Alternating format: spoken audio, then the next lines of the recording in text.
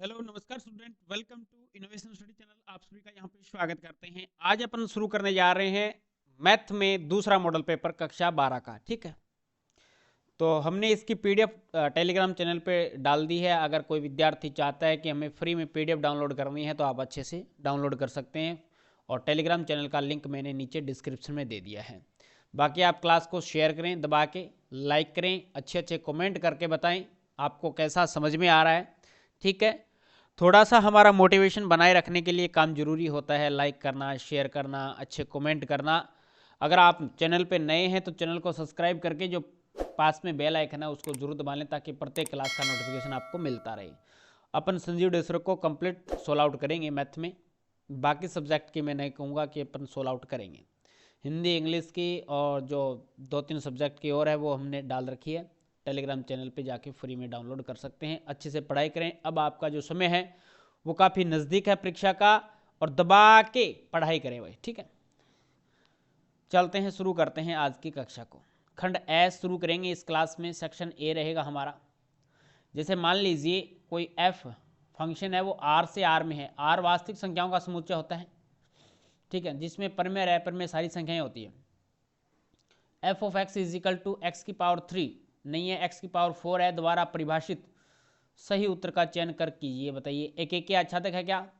एक एक है किंतु आच्छादक नहीं है। बहु एक ही आच्छादक है, बहु एक आच्छादक है, और नए एक नया आच्छादक है। अब देखो, मैं यहाँ पे ये बोल रहा है कि आर से आर में है, तो मैं यहाँ पे बना देता हूँ। इस प्रकार से है, थोड़ा सा लॉजिकली समझिए इसको। क्या है ये आर से आर में कोई फंक्शन है। क्या है? कोई फंक्शन एफ है। इस प्रकार से है कि F of X is equal to X की पावर 4 है। जैसे इसमें क्या आएगा, नेगेटिव वाले नंबर भी आएंगे, 0 भी आएगा, 1 भी आएगा, 2 भी आएगा। यहाँ पे क्या आएगा, -1 आएगा, नहीं माइनस के 2 आएंगे, माइनस का 1, 0, 1, 2, आगे भी कंटिन्यू चलता जाएगा। लेकिन एक बार अपन एग्जाम्पल के तौर पे अपन समझना चाहते हैं, 2-4 पॉइंट लेके। आप चाहेंगे कि फंक्शन है एक्स की पावर 4 में, तो आपको पता है कि माइनस वाले की घात 4 करेंगे, सम है घात तो, और प्लस वाले की करेंगे तो रिजल्ट तो प्लस में ही रहेगा। ठीक है, तो -1 की पावर 4 करेंगे तो हमें प्राप्त हो जाएगा क्या? क्या प्राप्त होगा बताओ? +1 प्राप्त होगा। और प्लस के 1 की घात 4 करेंगे तो भी रिजल्ट हमें क्या देगा? +1 देगा। इसका मतलब एक एक ही नहीं है। एक एक ही के लिए क्या होनी चाहिए? प्रत्येक एलिमेंट का, प्रत्येक अवयव का अलग अलग प्रतिबिंब प्राप्त होना चाहिए। जबकि यहाँ पे तो -1 और 1 का दोनों का 1 प्राप्त हो रहा है, इसलिए ये एक एक ही नहीं है। आच्छादक के लिए, आच्छादक के बारे में आप क्या जानते हैं? आच्छादक के बारे में ये जानते हैं कि जैसे कोई रिजल्ट है, अपन मान सकते हैं ये आर से आर में है, आर से आर में है, ये आपका प्रांत हो गया, और ये आपका एक तरीके से कह सकते हैं परिसर या सह प्रांत कह सकते हैं। ठीक है, तो सह प्रांत के प्रत्येक एलिमेंट का प्रांत में पूर्व प्रतिबिंब विद्यमान होना चाहिए। आच्छादक की बात कर रहा हूं मैं। तो यहां पे अगर मैं इसको ऐसे करूं, सोल्व आउट करूं कि x की पावर 4 बराबर हमें y दे रखा है, कोई फंक्शन दे रखा है, तो x की पावर 4 यहां से हटाऊंगा तो मेरे पास में रिजल्ट क्या प्राप्त हो जाएगा? x की पावर, और इस पे क्या लग जाएगा? ये लग जाएगा 1/4। y की पावर कितनी हो जाएगी? y की पावर हो जाएगी हमारे पास में 1/4 हो जाएगी। ठीक है, x बराबर क्या हो जाएगा? y की पावर 1/4 हो जाएगी। तो ये रूट के अंदर आ जाएगा। कौन आएगा रूट के अंदर? -1। और -1 अगर रूट के अंदर आ जाता है कोई भी रिजल्ट, -1 अगर इसके अंदर रूट के अंदर आ जाता है, काल्पनिक बन जाता है। क्या बन जाता है? काल्पनिक बन जाता है नंबर। तो जो माइनस के जितने भी नंबर आएंगे, प्लस वालों का तो पूर्व प्रतिबिंब इसके अंदर होगा, लेकिन माइनस वालों का पूर्व प्रतिबिंब इसके अंदर विद्यमान नहीं होगा। इसलिए क्या है, ये आच्छादक भी नहीं है। थोड़ा बहुत समझ में आया होगा, कुछ लॉजिकली आप जानते हैं कि आच्छादक के लिए प्रत्येक एलिमेंट का पूर्व प्रतिबिंब विद्यमान होना जरूरी है। 0 का इसमें मिल जाएगा, 0 का 0 ही होता है। 1 का समथिंग पॉइंट मिल, 1 का 1 ही होता है। 2 का 1 पॉइंट समथिंग होता है, आप जानते हैं वर्गमूल होता है, इसकी बात कर रहा हूं मैं। ऐसे 3 का हो जाएगा, 4 का हो जाएगा, सभी का मिल जाएगा। प्लस धनात्मक नंबर का सभी का मिल जाएगा, लेकिन ऋणात्मक नंबर का नहीं मिलेगा, इसलिए ये न तो एकेकी है और न ही आच्छादक है। ऑप्शन नंबर इसमें डी हो जाएगा। नेक्स्ट क्वेश्चन पे चर्चा करते हैं। नेक्स्ट क्वेश्चन हमें दे रखा है कि साइन इनवर्स एक्स बराबर वाई है, तो बताओ आप इसको क्या लिख सकते हैं, इसको लिख सकते हैं साइन वाई बराबर एक्स, साइन वाई बराबर एक्स। इसका मतलब क्या हो गया, वाई का मान किस किस के बीच में होना चाहिए, वाई का मान आपको पता है होना चाहिए, इसका जो रेंज होता है, इसकी प्रीसर क्या होता है वाई का, साइन के लिए साइन इनवर्स का जो रेंज होता है वो होता है माइनस के पाई बाई 2 से ग्रेटर देन इक्वल और less than equal pi by 2 से। ठीक है, ये होती है साइन इनवर्स की रेंज, बस इस रेंज के अंदर होना चाहिए। इसका मतलब ऑप्शन नंबर बी राइट हो जाएगा, ऑप्शन नंबर बी राइट हो जाएगा। नेक्स्ट है 3 गुणा 3 कोटि के ऐसे अवयव की कुल कितनी संख्याएं होगी जिनकी प्रत्येक प्रविष्टि 0 या 1 है। तो इसमें पहले तो ये देखो 3 गुणा 3 की कोटि में एलिमेंट कितने आएंगे, अवयव कितने आएंगे, तो 3 या 9 एलिमेंट आएंगे। कितने आएंगे, 9 एलिमेंट आएंगे। अब प्रत्येक प्रविष्टि में 0 और 1 दो नंबर दे रखे हैं, तो अपन इसको निकालेंगे कैसे, 2 नंबर दे रखे हैं तो 2 की घात कितने एलिमेंट है इसमें, 9 एलिमेंट है, 2 की घात 9 यानी 512 आ जाएगा, 2 की घात 9 यानी 512 एलिमेंट आ जाएगा। ऑप्शन नंबर डी राइट हो जाएगा। नेक्स्ट क्वेश्चन पे चलते हैं। नेक्स्ट क्वेश्चन में आपको एक त्रिभुज दे रखा है, त्रिभुज के शीर्ष के निर्देशांक दे रखे हैं, जिसमें आपको त्रिभुज का क्षेत्रफल भी दे रखा है, 35 वर्ग इकाई दे रखा है। तो के का मान आपको ज्ञात करना है, के का मान आपको ज्ञात करना है। तो मैं यहां से इसके जो निर्देशांक दे रखे हैं वो लिख रहा हूं। ठीक है, आपको दे रखा है 2 माइनस के 6। चलो इसके निर्देशांक लिख लेते हैं। इस प्रकार से कोई त्रिभुज दे रखा है, और त्रिभुज आप जानते हैं डिटरमिनेंट की सहायता से किस प्रकार से निकालते हैं। आपको दे रखा है 2 कोमा माइनस 6, इधर दे रखा है आपको 5 कोमा 4, और इधर दे रखा है आपको के कोमा 4। तो ये 3 गुणा 3 की डिटरमिनेंट बनेगी, यह आ जाएगा आपके पास में 2 x1 का मान, x2 का मान 5 दे रखा है, x3 का मान k दे रखा है।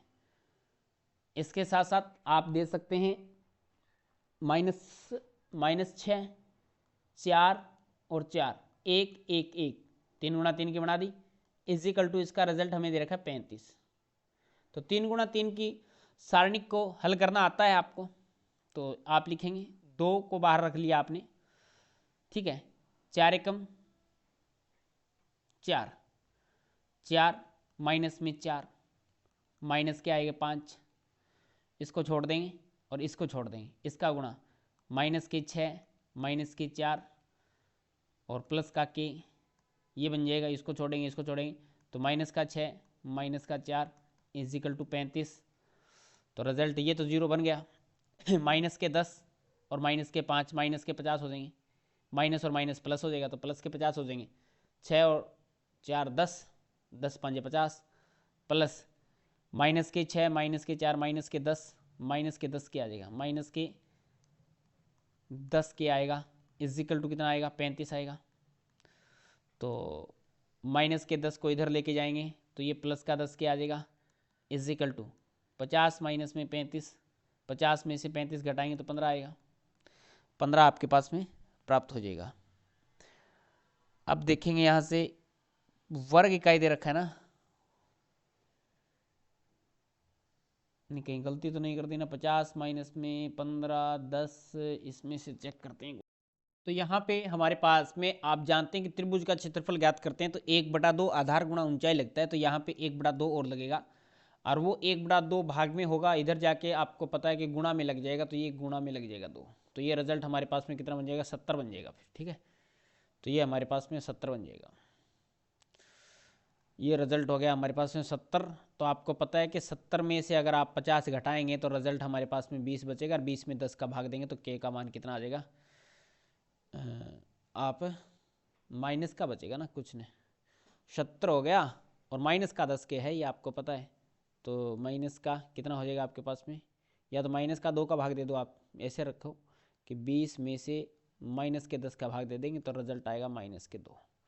अब माइनस के 10 देख लेते हैं एक बार के का मान, मैं फिर थोड़ा सा डाउट और क्लियर करूँगा आपका।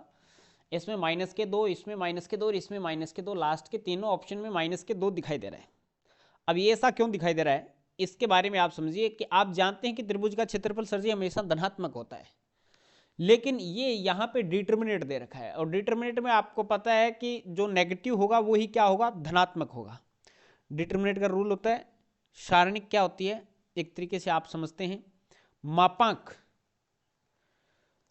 मापांक में अगर आप देखेंगे कोई नेगेटिव रखेंगे तो वो धनात्मक आएगा, बट यहाँ पे डिटर्मिनेट है तो आपको प्लस माइनस दोनों लेके चलना पड़ेगा।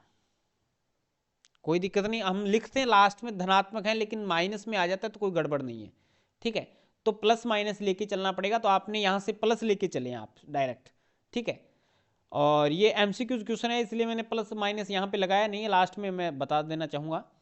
अब आप क्या करेंगे, आपने प्लस लगा के तो ये निकाल दिया, अगर आप माइनस लगा के निकालते तो क्या होता, तो माइनस लगा के निकालेंगे तो आपको पता है कि 50 माइनस में 10 के इजिकल टू माइनस के 70 हैं, इधर जाएंगे तो ये माइनस के 120 हो जाएंगे, तो ये रिजल्ट आएगा माइनस के 10 के बराबर, माइनस के 70 माइनस के 50 इधर जाके माइनस और माइनस के 120 हो जाएगा, माइनस से माइनस कट जाएगा, 0 से 0 कट जाएगा, तो के का रिजल्ट कितना आएगा 12, के का रिजल्ट कितना आएगा 12 आ जाएगा।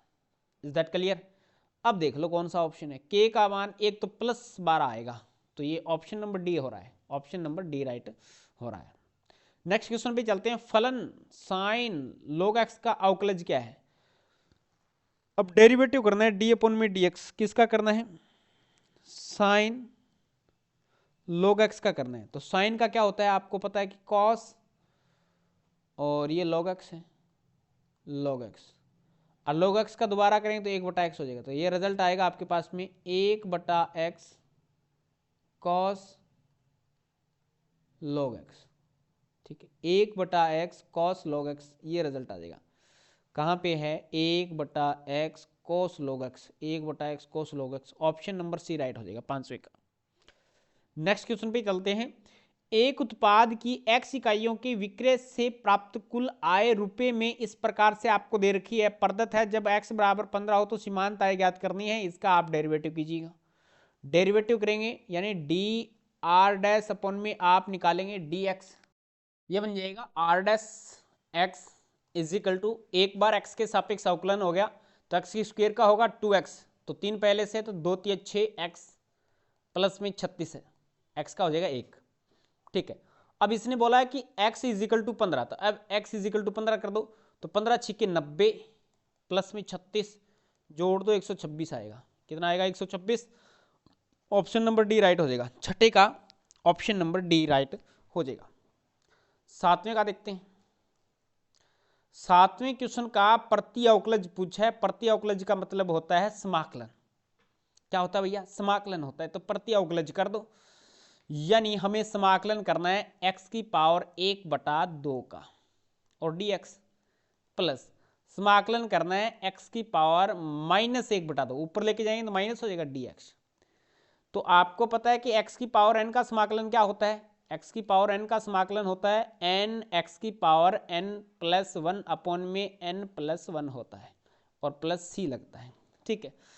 तो यहाँ पे करेंगे तो x की पावर 1/2 प्लस 1 करेंगे तो x की पावर 3/2 और नीचे करेंगे 3/2 प्लस यहाँ पे करेंगे x की पावर माइनस का 1/2 और प्लस में कर देंगे 1, तो माइनस 1/2 और प्लस 1 करेंगे तो 1/2 बचेगा और नीचे भी कर देंगे 1/2 और प्लस में सी आ जाएगा, तो ये रिजल्ट आपके पास में हो जाएगा 2/3 x की पावर 3/2 प्लस 2 ऊपर चले जाएगा 2 और x की पावर 1/2 प्लस में c, तो ये रिजल्ट आ जाएगा 2/3 x की पावर 3/2 प्लस में 2x की पावर 1/2 प्लस में c हो जाएगा, यानी ऑप्शन नंबर सी राइट बैठ रहा है इसमें। कौन से का है, सातवें का है, सातवें का ऑप्शन नंबर सी राइट हो जाएगा। नेक्स्ट क्वेश्चन पे चलते हैं, क्लास को लाइक और शेयर करते हैं भैया, ठीक है। अब देखो अवकल समीकरण आपको यहां पे दे रखा है कि घात पूछिए। अब घात यहां पे पता है कि अगर आपसे यहां पे कोटि पूछता तो कोटि आप 4 बता देते, पहला ही ऑप्शन राइट हो जाता, बट भाई साहब ने क्या पूछा है, घात पूछा है। तो आप जानते हैं प्यारे विद्यार्थियों आप 9वीं चैप्टर में पढ़ा भी होगा आपने और टीचर ने पढ़ाया भी होगा कि जब इस प्रकार का कोई फंक्शन आ जाता है, यहाँ पे साइन में dy अपॉन में dx आ जाता है, तो उसकी घात अपरिभाषित होती है। उसकी घात क्या है? अपरिभाषित होती है। साइन की जगह कॉस भी आ सकता है, कई बार कॉस भी आ जाता है, साइन भी आ जाता है। और dy अपॉन में dx, ये जो डैश लिख रखा है ना, यहाँ अपन आप जानते हैं कि y डैश का मतलब होता है dy अपॉन में dx, डबल डेरिवेटिव का मतलब होता है 2 बार, और ट्रिपल डेरिवेटिव का मतलब होता है 3 बार इसका अवकलन करना। तो इसका मतलब यहाँ पे घात तो हो जाएगी अपरिभाषित, ऑप्शन नंबर डी राइट हो जाएगा। बट अगर कोटि पूछता तो आप इसकी कोटि बता देते 4। नेक्स्ट क्वेश्चन पे चलते हैं।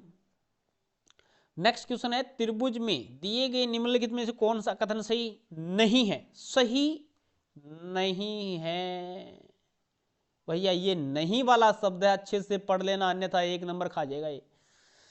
अब आपको पता है कि अपन जानते हैं त्रिभुज नियम से कि ए बी वेक्टर होगा प्लस में बी सी वेक्टर होगा, प्लस में बी सी वेक्टर होगा, इसके बाद बराबर होगा ए सी वेक्टर। तो अपन लिखेंगे ए सी वेक्टर, ये होता है।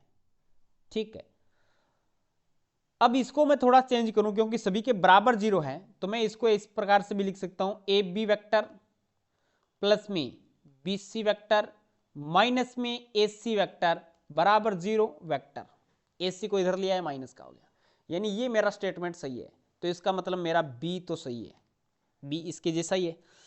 ठीक है, अब मैं इसको थोड़ा चेंज करूंगा।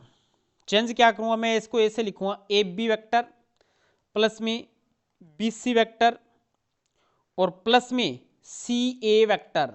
अब सी से ए की तरफ जा रहे हैं, डायरेक्शन चेंज कर दी, डायरेक्शन चेंज कर दी तो एक ऋणात्मक आएगा, ऋणात्मक एक पहले से था, माइनस और माइनस प्लस का हो गया, यानी ये बात भी सही है। इसका मतलब ऑप्शन नंबर ए भी राइट है, ऑप्शन नंबर ए भी राइट है। मैं थोड़ा सा और चेंज करूंगा इसको, ए बी वेक्टर माइनस में बी सी की जगह मैंने सी बी कर दिया, इसकी भी डायरेक्शन चेंज कर दी तो ऋणात्मक लग जाएगा, प्लस में C A vector is equal to 0 vector. इसका मतलब ऑप्शन नंबर डी भी राइट हो जाएगा।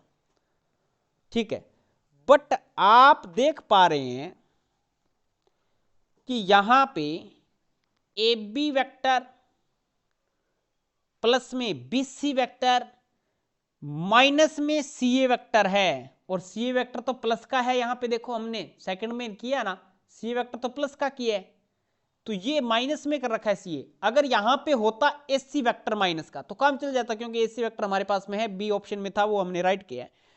तो कौन सा कथन असत्य होगा? तो ऑप्शन नंबर सी असत्य होगा, यानी इसका जो राइट आंसर होगा वो ऑप्शन नंबर सी होगा। नेक्स्ट क्वेश्चन भी चलते हैं।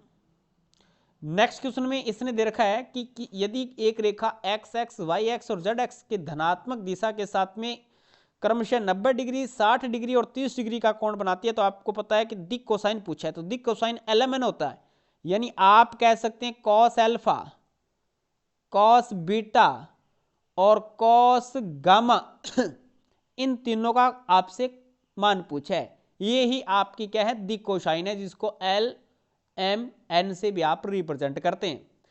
तो कोस अल्फा यानी 90 डिग्री है, बीटा 60 डिग्री है, गामा 30 डिग्री है, तो कोस 90 का मान होता है 1, आप जानते हैं 1। कोस 60 डिग्री का मान होता है 1/2, ये भी ठीक। अरे कोस 90 का मान 0, 1 कैसे लिख दिया? कोस 0 का मान होता है, कोस 90 का मान तो होता है 0, ठीक है। कोस 60 का मान 1/2 और कोस 30 का मान हो जाएगा √3/2, इसलिए दिक कोसाइन 0 1/2 √3/2, ऑप्शन नंबर पहला ही राइट हो जाएगा 10वीं का। नेक्स्ट क्वेश्चन पे चलते हैं। नेक्स्ट क्वेश्चन में आपको दे रखा है रेखा युग्म दे रखा है, जिसका कार्टेशियन कार्तीय रूप दे रखा है। एक तरीके से आपको क्या दे रखा है? कार्तीय रूप दे रखा है, और इन दोनों के बीच में आपको क्या निकालना है? मध्य कोण ज्ञात करना है। तो कोण ज्ञात करने का सूत्र आप जानते हैं, कोस, मैं यहां पे लिखता हूं कोस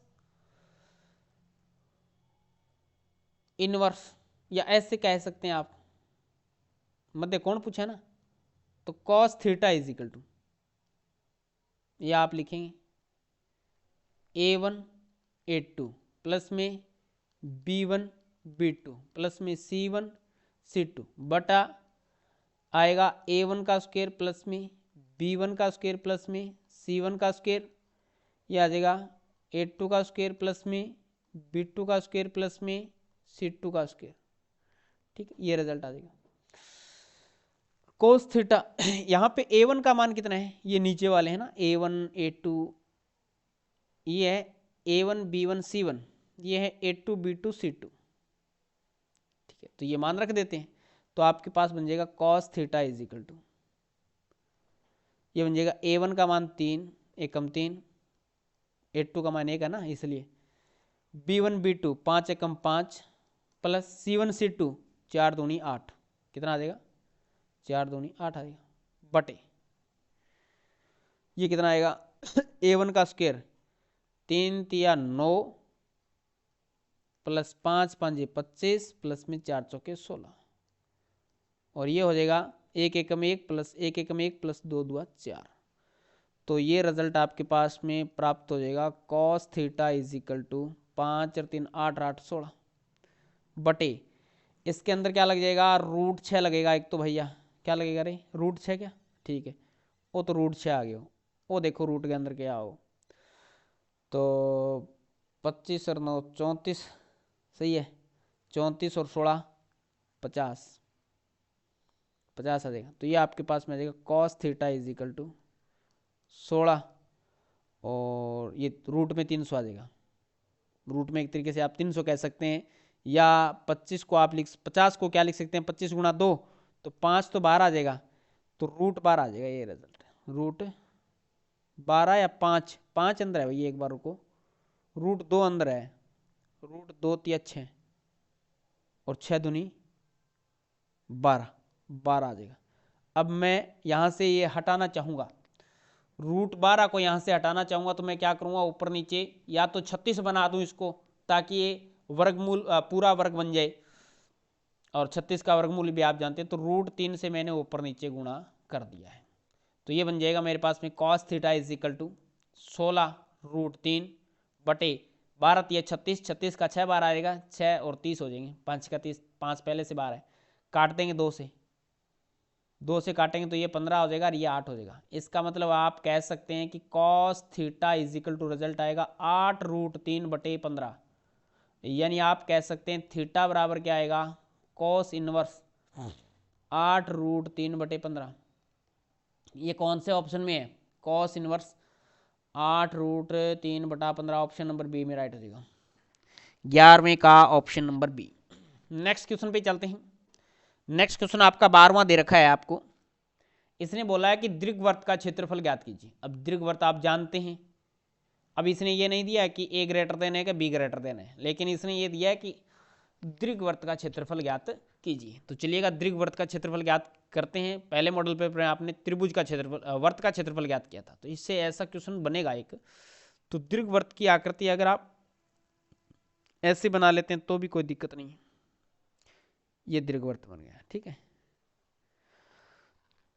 आप किसके सापेक्ष कर रहे हैं, डेरिवेटिव एक्स के सापेक्ष कर रहे हैं, एक्स के सापेक्ष कर रहे हैं, तो यहां से आपने एक पट्टी डाल दी, यहां से आपने एक पट्टी डाल दी dx, ठीक है।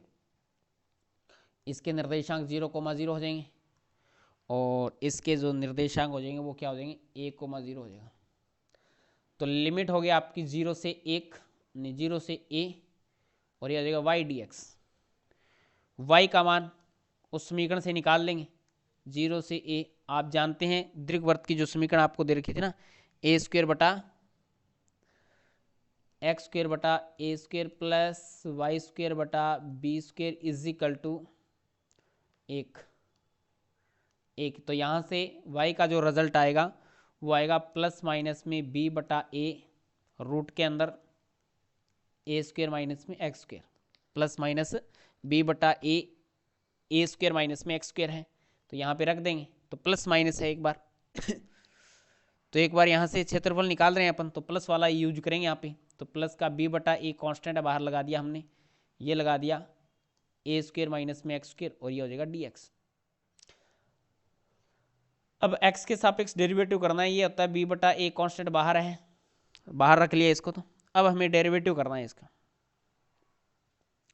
अब यहाँ पे जो फॉर्मूला यूज होगा वो ये हो जाएगा ए स्क्वेयर माइनस में एक्स स्क्वेयर का। तो ये फॉर्मूला होता है एक्स बटा ए सेम ए स्क्वेयर माइनस में एक्स स्क्वेयर प्लस में ये बन जाएगा आपके पास में ए स्क्वेयर बटा 2 और ये हो जाएगा साइन इनवर्स एक्स बटा ए 0 से ए, लिमिट पुट करेंगे बी बटा ए, एक्स की जगह ए तो 1 बटा 1, ये आ जाएगा 1√0 प्लस में ये कितना हो जाएगा ए स्क्वेयर बटा 2 साइन इनवर्स 1, साइन इनवर्स एक मान होता है π/2 पे, किस पे होता है तो π/2 लगा देंगे π/2, माइनस में 0 रखेंगे तो ये 0 और ये 0 हो जाएगा। ठीक है, तो b बटा ए चल रहा है, साथ में चलेगा ए स्क्वेयर बटा 2 दूए 4 और ये पाई चलेगा।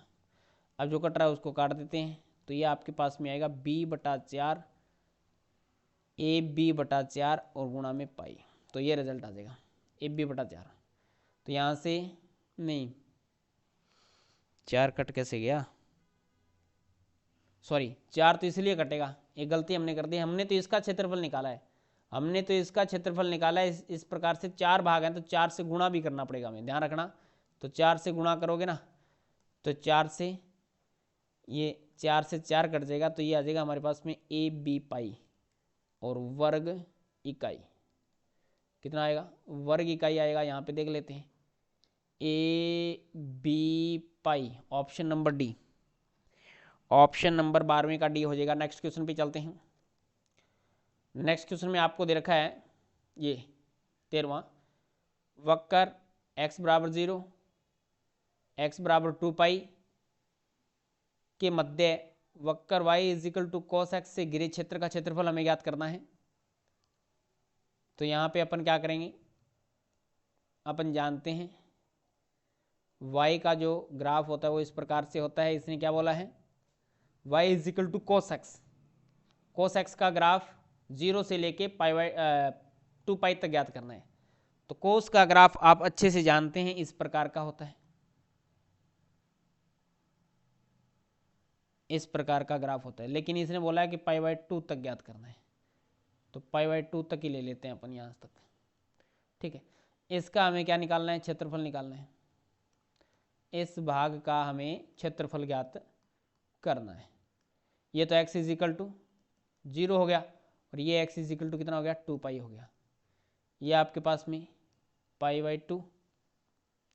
ठीक है, ये आपके पास में 3 π/2 और ये आपके पास में 2 पाई हो जाएगा।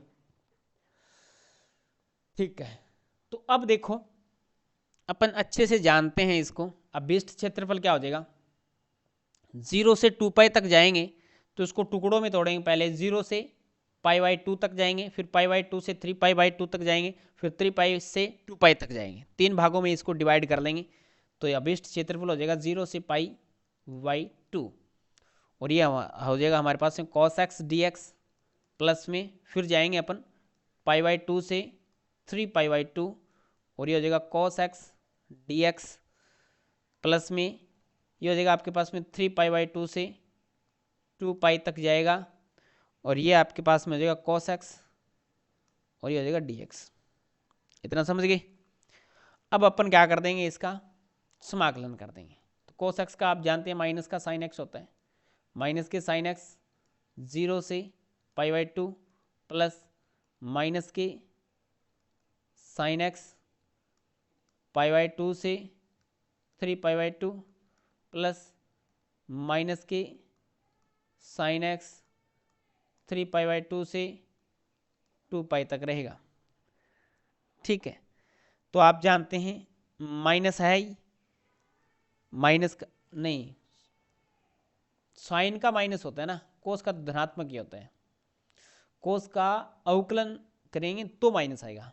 ठीक है, तो ये हमारे पास में साइन 90, अपर लिमिट माइनस में लोअर लिमिट होता है, तो साइन 90 1 माइनस में 0 प्लस साइन 3 π/2, साइन 3 π/2 पे रिजल्ट हो जाएगा हमारे पास में, ये कौन से चतुर्थांश में आ गया 3 π/2, ये नीचे की तरफ आ गया ना, यहाँ पे आ गया इस बिंदु पे, तो ऋणात्मक होता है, तो ऋणात्मक माइनस में ये हो जाएगा -1।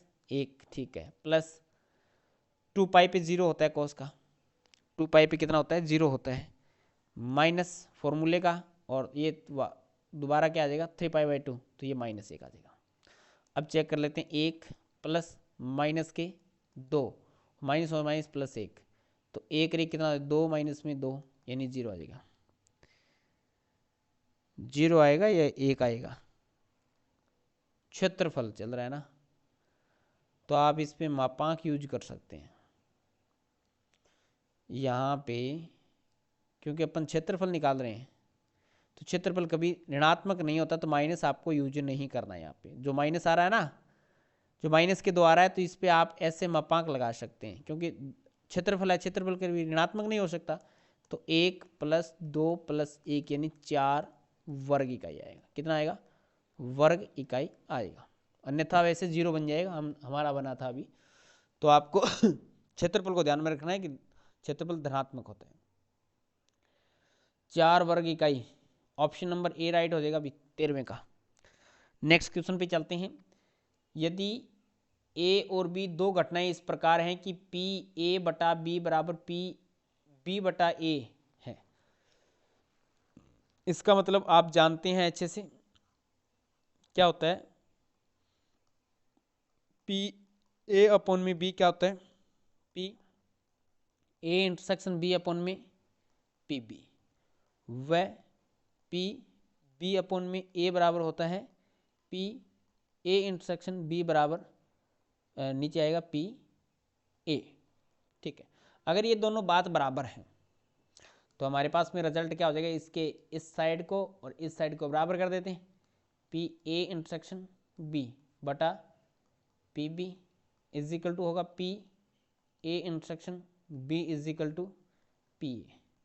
ये कट जाएगा, तो रिजल्ट आएगा क्या, पी ए बराबर पी बी, पी ए बराबर पी बी आ जाएगा। कौन सा ऑप्शन है, पी ए बराबर P B, option number D right हो जाएगा, 14 का ऑप्शन नंबर डी।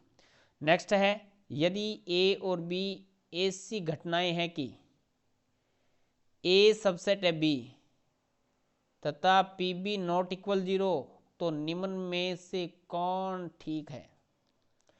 ए सबसेट बी है, इसका मतलब क्या हो गया, ए के सारे एलिमेंट किस में हैं, ए के सारे एलिमेंट किस में हैं, बी में हैं। ए के सारे एलिमेंट किस में है, बी में है।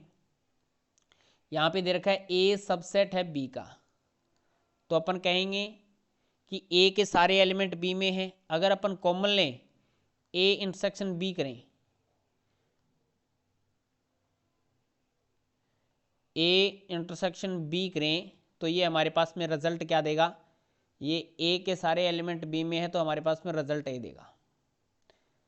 कॉमन क्या आएगा इसमें, ए कॉमन आएगा।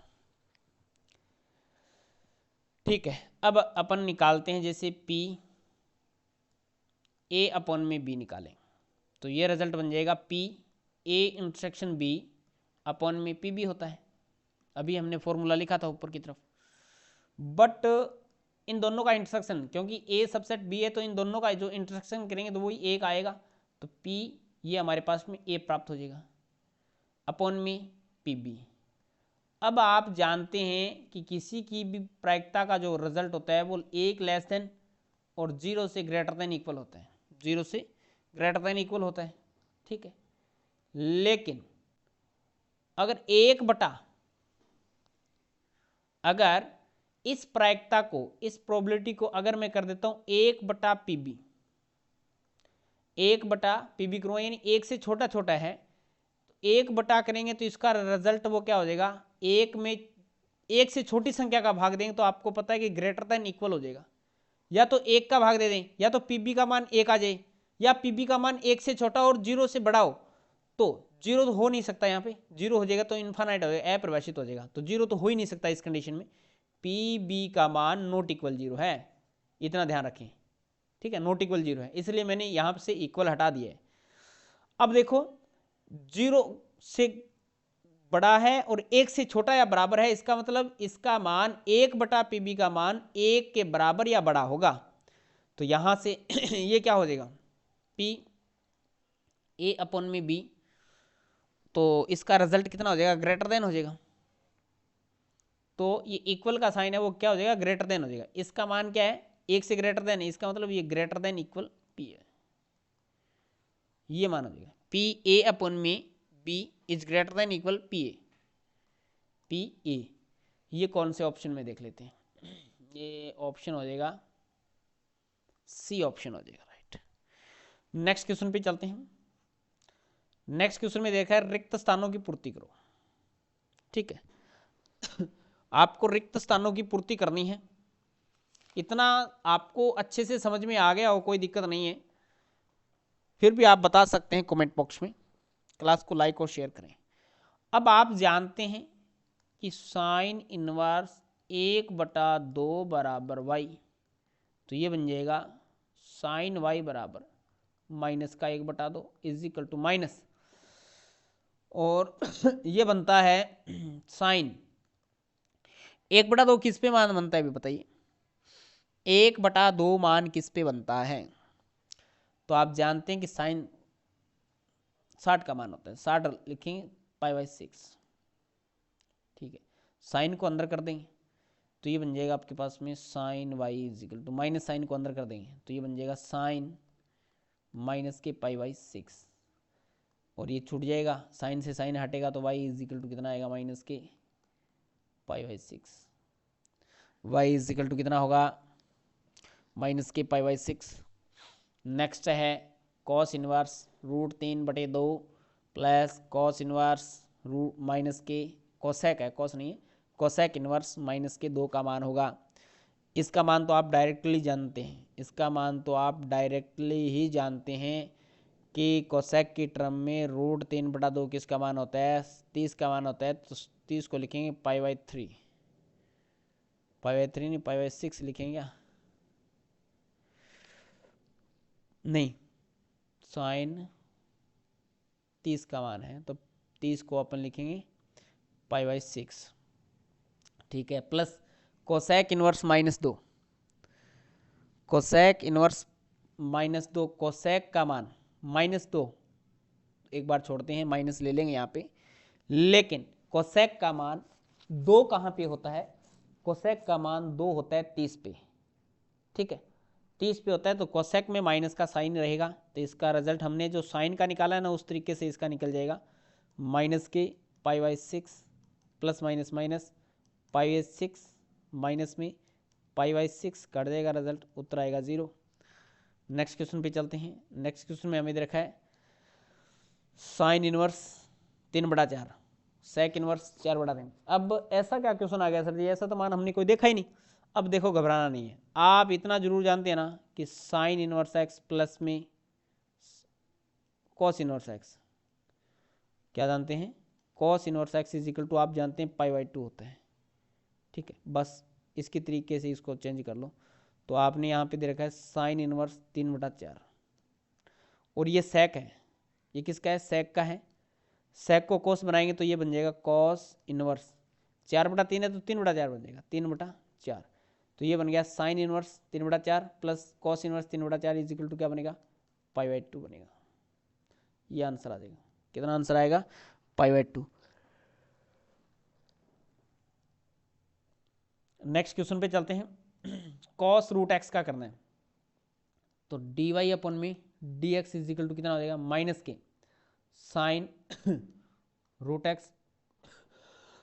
कोस का अवकलन हो जाएगा माइनस के साइन, और √x का करेंगे तो 1 बटा हो जाएगा 2√x, ठीक है। तो ये हो जाएगा -1/2√x, और ये बन जाएगा आपके पास में साइन √x, साइन √x। तो ये रिजल्ट हो जाएगा आपके पास में माइनस का 1/2√x साइन √x।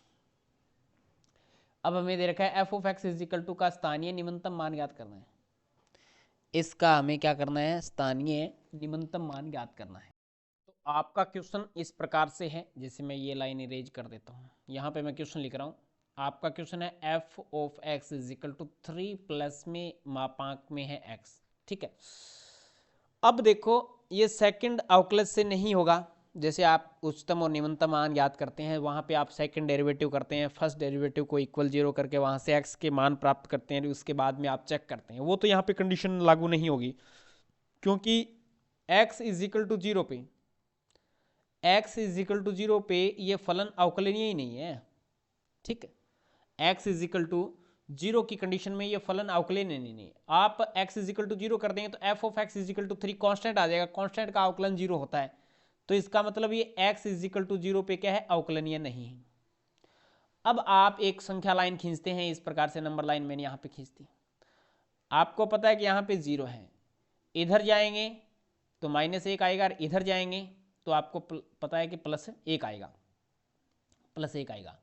तो ये इस क्वेश्चन का टर्निंग पॉइंट होगा, ये क्रांतिक बिंदु हो जाएगा। एक तरीके से मान लेते हैं जीरो से, जीरो के इधर चेक करते हैं और जीरो के इधर चेक करते हैं, तो आप इसका मान ऋणात्मक लेते हैं, फलन का मान ऋणात्मक, x का मान ऋणात्मक लेते हैं, तो x का मान ऋणात्मक लेंगे तो f ऑफ, आप कह सकते हैं एक तरीके से f of x is equal to, ठीक है, f of x is equal to ऋणात्मक लेंगे तो 3 माइनस में x हो जाएगा, ठीक है।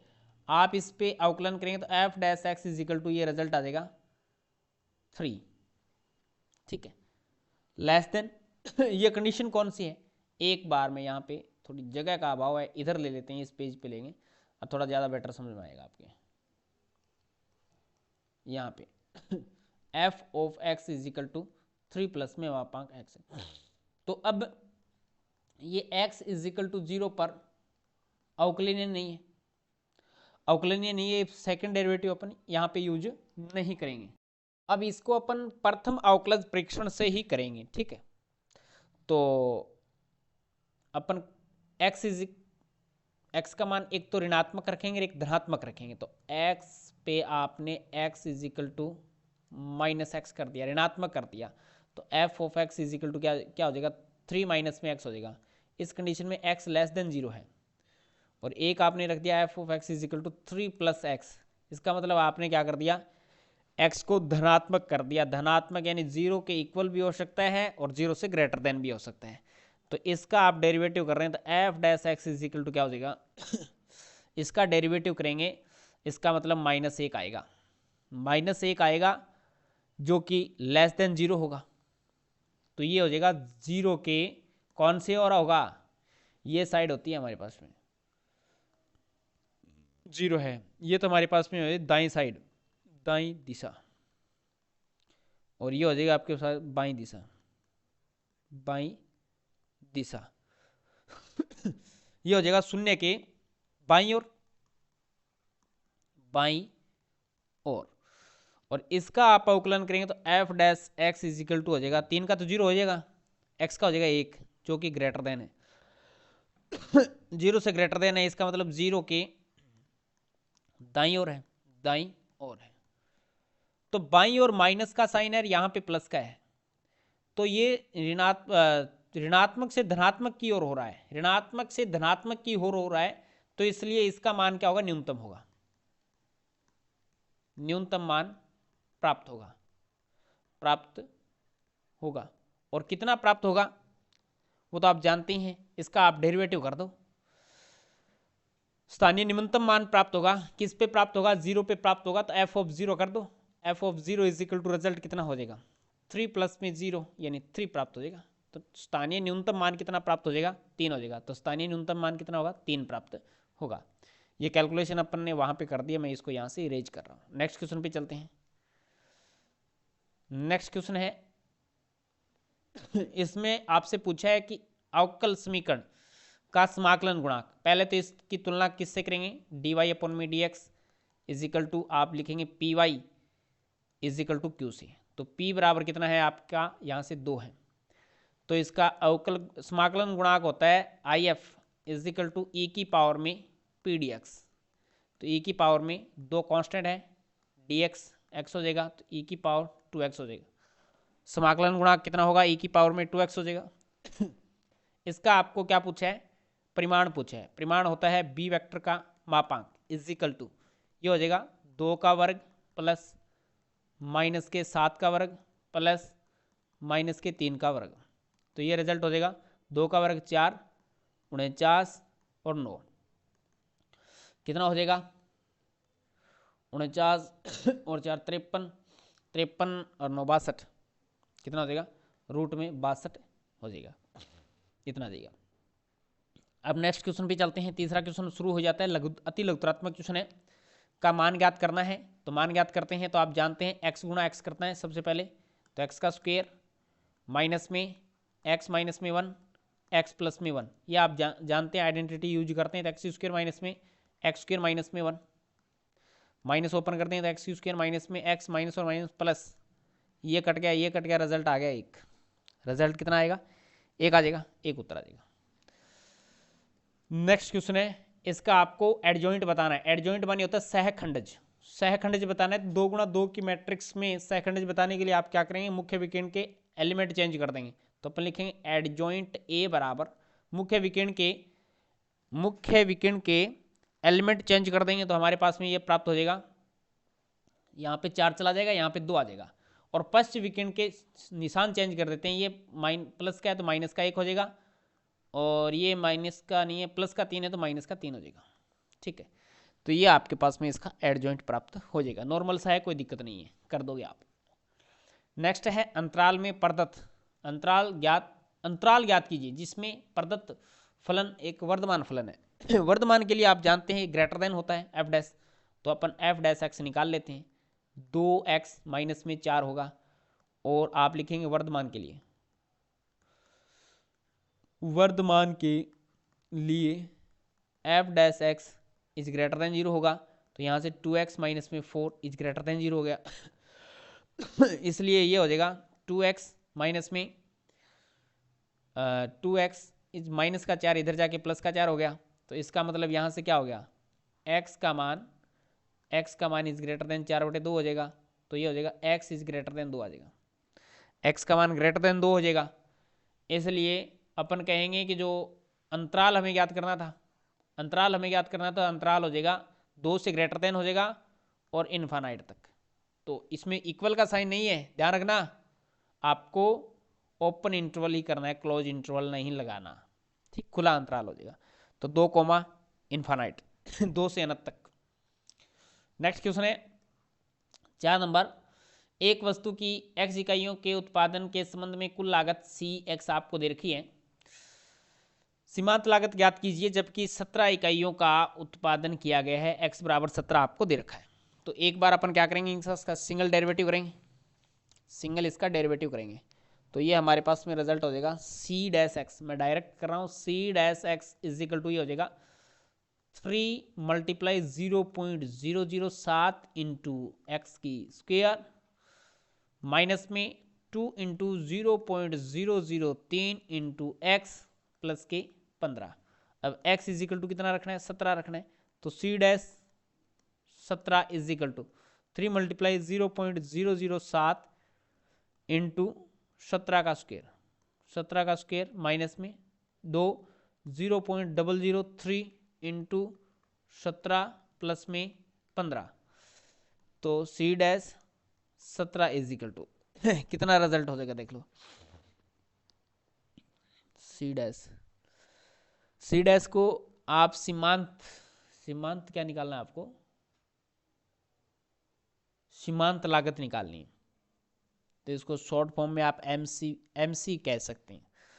तो ये आपके पास में रिजल्ट हो जाएगा 17 का स्क्वायर 289 होता है, और इसका मल्टीप्लाई आप 7 या 21, ये हो जाएगा 0.021 गुणा 289 माइनस में 0.006 गुणा 17 प्लस में 15। तो ये रिजल्ट आपके पास में प्राप्त हो जाएगा 0.012 नहीं 7 या 21 है, 7 या 21 कोई दिक्कत नहीं, 2 1 ही आएगा। तो ये रिजल्ट हो जाएगा, गुणा करेंगे तो 6.069 माइनस में कैलकुलेशन अच्छे से करना 0.102 है, ये रिजल्ट है। और प्लस में कितना है, 15 है, प्लस वाले जोड़ लेते हैं, फिर माइनस वाला घटा देंगे तो 20.967 आएगा, ये इसका आंसर आ जाएगा। ठीक है, नेक्स्ट क्वेश्चन भी चलते हैं। का मान याद करना है, तो पहले अपन क्या कर लेते हैं, एक बार ऊपर वाले के फैक्टर कर लेते हैं। एक्स की स्क्वायर कॉमन आ रहा है फर्स्ट 2 में, देख लो, dx डेरिवेटिव करना है, एक्स माइनस 1 प्लस 1, एक कॉमन आ गया, x माइनस में 1 अपॉन में क्या है x माइनस में 1 और ये है dx। तो ये रिजल्ट हो जाएगा x माइनस में 1 कॉमन आएगा, एक्स की स्क्वायर प्लस 1 अपॉन में x माइनस में 1 और ये है dx। ये कट गया, ये रिजल्ट देगा आपको एक्स स्क्वायर प्लस में 1 और ये है dx। अवकलन इसका नहीं सॉरी समाकलन कर दो, पहले अवकलन बोल दिया था, क्या समाकलन करना है भाई यहाँ पे। तो यहाँ पे हो जाएगा एक्स की square dx plus 1 dx, x की क्यूब बटा 3 प्लस एक्स प्लस सी, ये इसका समाकलन हो जाएगा। नेक्स्ट क्वेश्चन पे चलते हैं, बहुत इजी क्वेश्चन है, बस थोड़ा सा आपको ध्यान से देखना है। ये आप जानते हैं एक फॉर्मूला होता है समाकलन e की power x f of x plus में f डैश x और ये dx इज इक्वल टू होता है e की power x f of x plus में c होता है। तो यहाँ से आप जानते हैं कि साइन का अवकलन कोस है, साइन का अवकलन कोस होता है। तो यहाँ से ये तो f ऑफ x है, ये f डैश x है, तो अपन इसका करेंगे ना e की पावर x और ये है साइन x प्लस में cos x dx। तो ये हो जाएगा e की पावर x और साइन का हो जाएगा, साइन आ जाएगा f ऑफ x आएगा ना, तो यहाँ पे आ जाएगा आपके पास में साइन x प्लस में c, ये आंसर आ जाएगा e की power x sine x plus में c। Is that clear? Next question भी चलते हैं, 7 नंबर पे देखिए, 3 कोटि वाले किसी अवकल समीकरण के विशिष्ट हल में स्वेच्छ अचरों की संख्या आपको बतानी। तो इसने हमें पूछा है कि विशिष्ट हल में, इस पे थोड़ा ध्यान देना है। एक तो होता है यहाँ पे व्यापक हल, व्यापक हल में अगर स्वेच्छ अचरों की संख्या पूछता तो यहाँ पे 3 कोटि है तो इसलिए 3 आ जाता, लेकिन विशिष्ट हल में अचरों की संख्या हट जाती है, अचरों की संख्या क्या हो जाती है, हट जाती है, हट जाती है। इसलिए विशिष्ट हल की बात करेगा तो इसमें स्वेच्छ अचरों की संख्या क्या होगी, शून्य प्राप्त होगी, शून्य होगी, ठीक है, उनकी संख्या क्या होगी, शून्य होगी। बट अगर ये व्यापक हल की बात करता तो इसमें स्वेच्छ अचरों की संख्या 3 हो जाती थी। लेकिन हमने एक ऐसा क्वेश्चन पहले मॉडल पेपर में किया, वहां पे 4 कोटि का है, 4 कोटि का है ना समीकरण है, अवकल समीकरण, तो उसमें उसने व्यापक हल में पूछा था तो हमने वहां पे 4 कर दिया था। यहाँ पे हमें क्या करना है, 0 करना है। विशिष्ट में वहां पे पूछता तो भी है, वहां पे 0 ही करते। नेक्स्ट क्वेश्चन पे चलते हैं। नेक्स्ट है सदिश के अनुदिश एक ऐसा सदिश ज्ञात कीजिए जिसका परिमाण 7 इकाई है। तो पहले तो इसके सापेक्ष इसके अनुदिश एक इकाई सदिश ज्ञात करते हैं जिनका परिमाण क्या प्राप्त होगा, 1 ही प्राप्त होगा। तो अपन यहां से ए कैप ज्ञात करते हैं, तो ये हो जाएगा ए वेक्टर अपॉन में ए वेक्टर का मापांक। तो ए वेक्टर है आई कैप माइनस में 2j कैप और इसका मापांक क्या हो जाएगा, 1 प्लस में 4। तो ये रिजल्ट आएगा आई कैप माइनस में 2j कैप अपॉन में रूट में 5। अलग अलग में भाग लगाएं तो आई कैप अपॉन में रूट में 5 माइनस में 2j कैप, ऐसे लिख दो इसको, 2j कैप अपॉन में रूट में 5। ये एक ऐसा सदिश प्राप्त हो गया जिसका परिमाण 1 है। अब अपन क्या करेंगे, ए वेक्टर के अनुदिश इकाई सदिश, ए वेक्टर के अनुदिश ऐसा सदिश जिसका परिमाण 7 इकाई है, तो अपन करते हैं कि 7 ए कैप कर देते हैं। 7 ए कैप करेंगे तो 7 से इसको मल्टीप्लाई करेंगे, 7 इंटू आई कैप अपॉन में रूट में 5 माइनस में 2 जे कैप अपॉन में रूट में 5। तो ये रिजल्ट प्राप्त हो जाएगा आपके पास, कितना प्राप्त होगा, 7 से मल्टीप्लाई करना है, प्रत्येक एलिमेंट को आप मल्टीप्लाई करते हैं। तो ये हो जाएगा आपके पास में 7 बटे रूट 5 आई कैप माइनस में 7 दूनी 14 बटे रूट 5 जे कैप। ये एक ऐसा सदिश है, ए वेक्टर के अनुदिश एक ऐसा सदिश है जिसका परिमाण क्या है, 7 इकाई है। समझ पा रहे हैं आप अच्छे से, कोई दिक्कत नहीं। नेक्स्ट क्वेश्चन पे चलते हैं। नेक्स्ट क्वेश्चन आपको दे रखा है एक्स वाई जेड के मान ज्ञात कीजिए। अब आपको पता है, ताकि ये समान सदिश दे रखे हैं, समान सदिश दे रखे हैं तो आई कैप जे कैप और के कैप के गुणांक भी क्या होंगे, एकदम क्लियर इक्वल होंगे। तो यहाँ से इसकी तुलना करेंगे तो x का मान यहाँ से कितना आएगा, 2 आएगा। y के मान की तुलना करेंगे तो y का मान कितना आ जाएगा, 2 आएगा। तो y का मान भी कितना आएगा, 2 आएगा। और z का मान कितना आ जाएगा, z का मान 1 आएगा। तो इसका मतलब z का मान कितना है, 1 आएगा। एक्स वाई जेड के मान पूछा है तो 2 2 1 आ जाएगा। नेक्स्ट क्वेश्चन पे चलते हैं। 10 नंबर क्वेश्चन है, दो सदिशों ए वेक्टर और बी वेक्टर के आपको परिमाण दे रखे हैं। ए वेक्टर डॉट बी वेक्टर का रिजल्ट भी दे रखा है, तो ए वेक्टर तथा बी वेक्टर के बीच का कोण ज्ञात कीजिए। तो अपन ए वेक्टर डॉट बी वेक्टर के बीच का कोण ज्ञात करने का सूत्र आप जानते हैं, cos theta is equal to क्या होता है, A vector dot B vector upon में A vector dot B vector का मापांक। ए वेक्टर का मान है √3 गुणा में 2 अपॉन में ये कितना आ जाएगा √6। √6 को क्या लिखेंगे, √3 गुणा में √2 2 तो है, √6 को क्या लिखेंगे, √3 गुणा में √2 लिखेंगे। तो √3 से √3 कट जाएगा, 2 को लिखेंगे √2 गुणा में √2 अपॉन में √2 है, ये कट गया, रिजल्ट कितना आ गया, cos theta is equal to आ गया √2।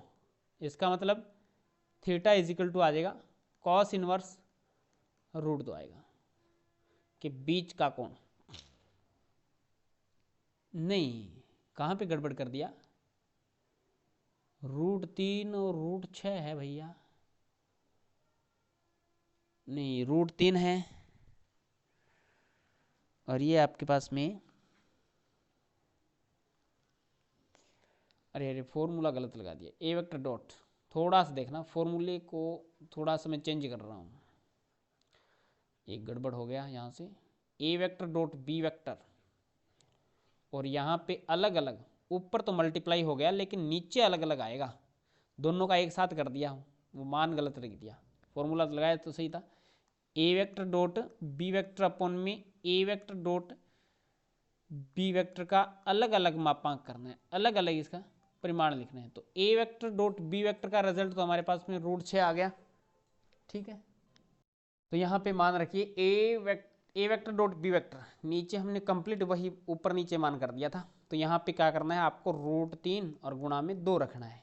ऐसे A vector dot B vector upon में ए वेक्टर का मापांक डॉट बी वेक्टर का मापांक, तो √6 को अपन लिख सकते हैं √3 गुणा √2 लिख सकते हैं, और इसको √3 है ही, और 2 को क्या लिख सकते हैं, √2 गुणा में √2, तो ये कट जाएगा, ये कट जाएगा, रिजल्ट बचेगा 1/√2।